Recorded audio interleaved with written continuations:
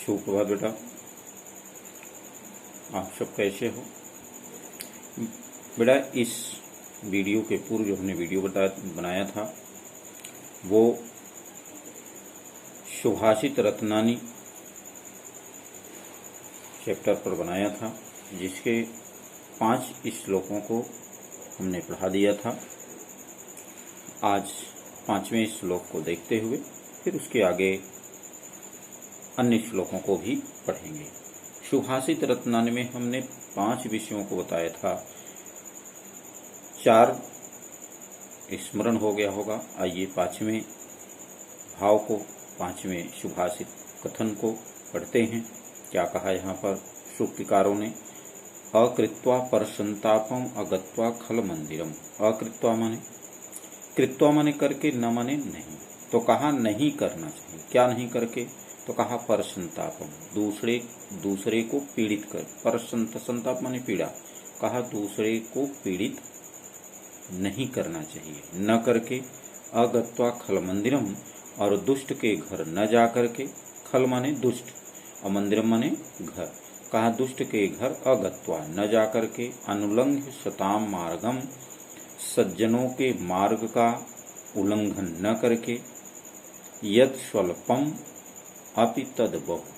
यत माने जो, स्वल्पम माने थोड़ा, अपि माने भी, जो थोड़ा भी है, तद बहु उसे बहुत मानना चाहिए। कि आप अब यहाँ पर बताना क्या चाह रहे हैं? सूक्तिकार ने कहा कि हे मानव, तुम्हारे अंदर इतनी लालसा नहीं होनी चाहिए, तुम्हारे अंदर इतनी भी उत्सुकता नहीं होनी चाहिए कि तुम दूसरे को पीड़ित करो, दुष्ट के घर जाओ। यानी जहां से तुम्हें धन की व्यवस्था हो, जहां से भी तुम्हें तुम्हारे लालच की पूर्ति हो, कहा ऐसे ऐसे स्थान पर नहीं जाना चाहिए। न तो अपने लालच में, न तो अपने धन की जिज्ञासा में दूसरे को पीड़ित करना चाहिए, न दुष्ट के घर जाना चाहिए, और न ही सज्जनों के मार्ग का उल्लंघन करना चाहिए। जो कुछ भी है थोड़ा, उसी को आपको बहुत मानना चाहिए। इस बात को यहाँ पर इन्होंने स्पष्ट कर दिया कि हमें कभी भी लालच में आकर के कोई अनुचित कार्य नहीं करना चाहिए। आइए 6वें को देखते हैं। ये इसको पढ़ाया था, इसलिए थोड़ा सा हमने इसको जल्दी से पढ़ा दिया। 6वें श्लोक में क्या कहा? सत्याधारस्तपस्तैलम दयावरुति क्षमा शिखा, अंधकारे प्रवेष्टव्ये दीपो यत्नेन वार्यताम। कहा सत्यस आधारस तपस्तैलम। काहे मानव, तुम्हें कैसे मार्ग को अपनाना चाहिए? कहा कि जो सत्य का हो, उचित हो, अनुचित न हो, तुम्हारे जीवन में जो अंधकार न ले आए, प्रकाश ले आए, ऐसे मार्गों का चयन करना चाहिए। जैसा कि इस समय आप सभी के जीवन में बहुत जरूरी है। क्या? सत्य का आधार होना चाहिए, है ना? और कार्य के प्रति दृढ़ इच्छा शक्ति होनी चाहिए। पढ़ाई के प्रति आपकी लगनशीलता होनी चाहिए, तभी एक अच्छे नागरिक बनेंगे। तो यहाँ पर कवि ने इसी बात को स्पष्ट किया है। आइए साहित्यिक भाषा में देखते हैं। कहा सत्य आधार। आधार कैसा होना चाहिए? सत्य का आधार होना चाहिए। तपस्तैलम, और क्या होना चाहिए? तपस्या रूपी तेल। अपने इस शरीर में, ये जो मानव शरीर है, इसमें कैसा तेल भरना चाहिए? यहाँ तेल का मतलब क्या है? ज्ञान से है। कहा कैसा ज्ञान भरना चाहिए? तप रूपी, तपस्या रूपी ज्ञान इसमें हमें धारण करना। ये बहुत बड़ी तपस्या है। पढ़ रहे हैं, सुबह उठ के पढ़ रहे हैं, शाम को उठ के पढ़ रहे हैं, स्कूल नहीं खुल रही, फिर भी आप किस तरह से, कहाँ कहाँ से व्यवस्थित करके अपने शरीर को ज्ञान से परिपूर्ण कर रहे हैं। तो उन्होंने एक दीपक का उदाहरण लेकर के समझाया है कि उसका आधार कैसा होना चाहिए? सत्य का। यानी आपका जो आधार है, आपके जो कार्य करने का जो भाव कैसा होना चाहिए? सत्य का होना चाहिए। कभी माता पिता से, अपने गुरुजनों से, अपने बड़े लोगों से झूठ नहीं बोलना चाहिए। हाँ, हम बहुत पढ़ रहे हैं, नहीं। जो आपका आधार है वह सत्य का होना चाहिए, असत्य का नहीं। तो उन्होंने कहा आधार कैसा हो, सत्य का हो। तपस तैलम, और उसमें जो तेल डाला गया हो वो कैसा हो, तपस्या का हो, परिश्रम का हो, कहीं से लूटा न गया हो, दुष्ट के घर जाकर के नहीं, दूसरे को पीड़ित करके नहीं, सज्जनों के मार्ग का उल्लंघन करके नहीं, सब तप का होना चाहिए, स्वयं के परिश्रम का होना चाहिए। दयावर्ती, और वर्ती माने बत्ती, उस दीपक में जो बत्ती हो कैसी हो, दया की हो, यानी आपके जो भाव हो कैसे हो, दयावान हो। आपके हृदय में क्या होना चाहिए, दया भाव होना चाहिए। तो कहा कि दया रूपी बत्ती उसमें होनी चाहिए। और क्षमा शिखा, शिखा माने लौ होता है बेटा, यहाँ दीपक की लौ की बात कहा वह दीपक की लौ कैसी हो, क्षमावान हो, ये नहीं को जला दे लोगों को।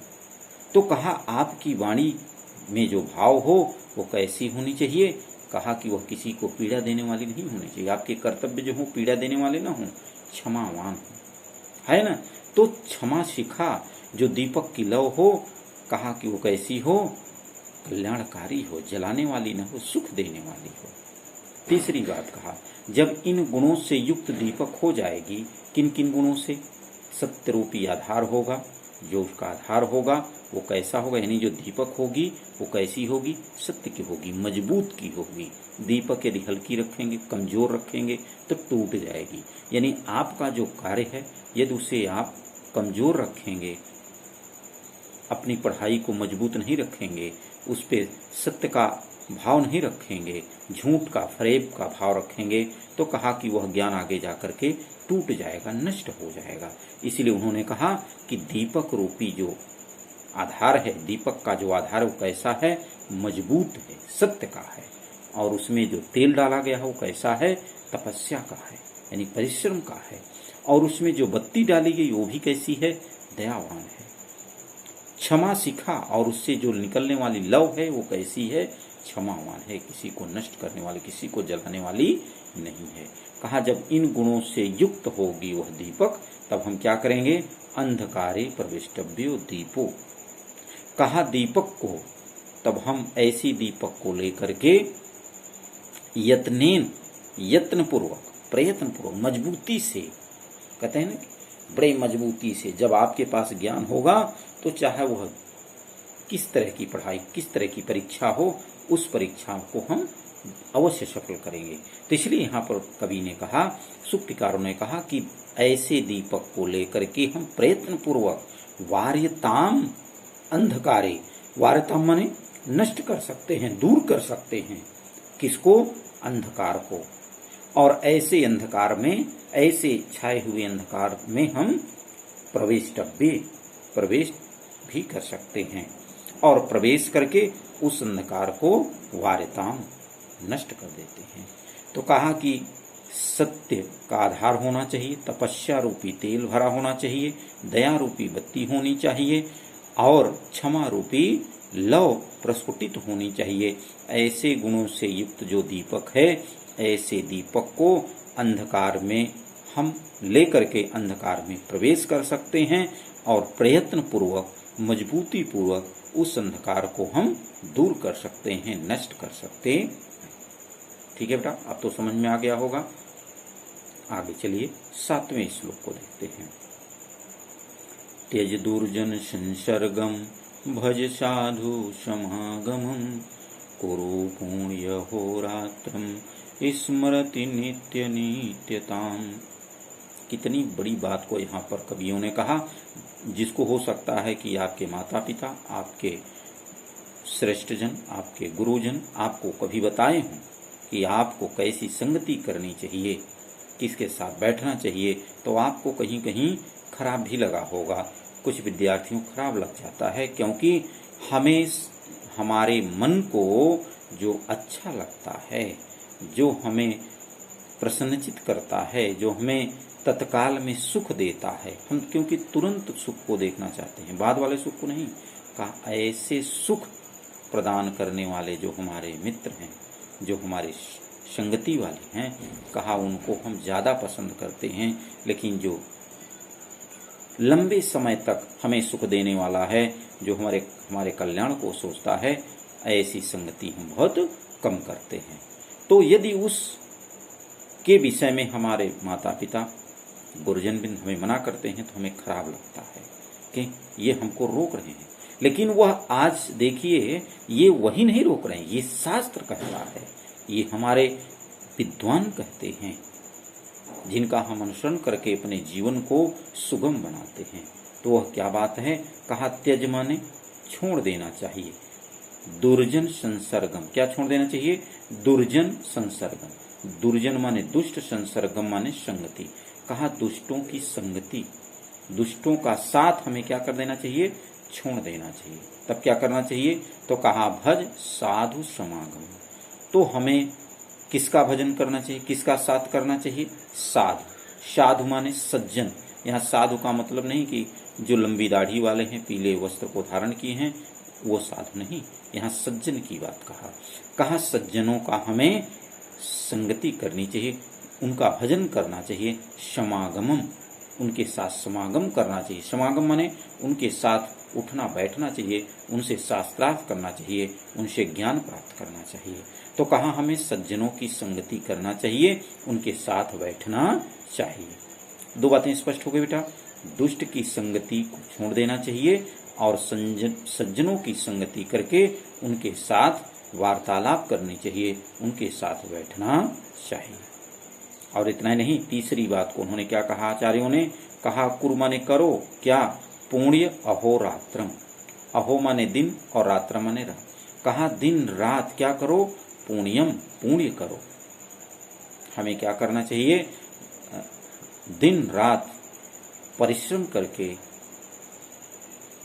हमें नित्य भोजन करना चाहिए, बिना परिश्रम के नहीं। अपुण्य अर्थात अनुचित जगहों से आए हुए खाद्य पदार्थों को हमें नहीं खाना चाहिए, हमें अनुचित नहीं करना चाहिए, हमें कल्याण की योजना सोचना चाहिए, दूसरे का कल्याण करना चाहिए। इसलिए कहा हमें दिन रात क्या करना चाहिए? पुण्य करना चाहिए। पुण्य क्या है? हम दूसरे को कष्ट न दें, दूसरे का भोजन न छीने, है ना, सत्य को आधार बनाए रखें, यही हमारा पुण्य है। और कोई पुण्य कहीं से आएगा नहीं, यही सब हमारे पुण्य हैं। आगे देखिए, स्मृति नित्य नित्यताम। और क्या करना चाहिए? स्मरण, हमें याद करना चाहिए। क्या? नित्य अनित्यताम। नित्य अनित्यताम, उचित अनुचित। जो उचित है, नित्य का भाव क्या है? जो उचित है, और अनित्यता माने जो अनुचित है। तो उचित और अनुचित का हमें ज्ञान करना चाहिए कि क्या उचित है, क्या अनुचित है। इस पर निरंतर हमें विचार करना चाहिए। क्या हम जो कर रहे हैं वह उचित है अथवा अनुचित है। ठीक है बेटा। आइए 8वें श्लोक को देखते हैं, जो अंतिम श्लोक भी है। क्या इसमें बताया हमारे सूक्तकारों ने, विद्वानों ने? मनसि वचसि काये पुण्य पीयूष पूर्णा स्त्रिभुवन उपकार श्रेणिभिः प्रीडयन्तः परगुण परमाणु पर्वती कृत्य नित्यं निज हृदि विकसन्तः सन्ति सन्तः कियन्तः। कितनी बड़ी लाइन को कहा। ये सुक्ति अधिकतर पूछी जाती है और बहरहाल आप लोगों को सुक्ति नहीं पूछी जाएगी, लेकिन आप अपने जीवन में इस सुक्ति को धारण कर सकते हैं। बहुत ही महत्वपूर्ण ये सुक्ति है। क्या? संति संतः कियन्तः। कहा संति माने हैं, संतः माने सज्जन, कियन्तः माने कितने। कितने ऐसे सज्जन हैं, कितने ऐसे संत हैं। संत की बात कहा। संत बहुत ही बड़ा विषय है, बहुत ही बड़ा शब्द है। और वैसे संत तो हम आप सामान्यतः दाढ़ी, लंबी दाढ़ी, पीला वस्त्र, लंबी जटाएं, सैकड़ों माला गले में हो तो हम आप उसको संत कह देते हैं। वह संत नहीं। संत की बात कहा कि जिसका अंत ही न हो, ऐसा संत, वह संत है। जिसको इस सांसारिक मोह माया से कोई भाव न हो, वह संत है। जो दूसरों का अनुचित न करता हो, वह संत है। सत्य के मार्ग का अनुसरण करता हो वह संत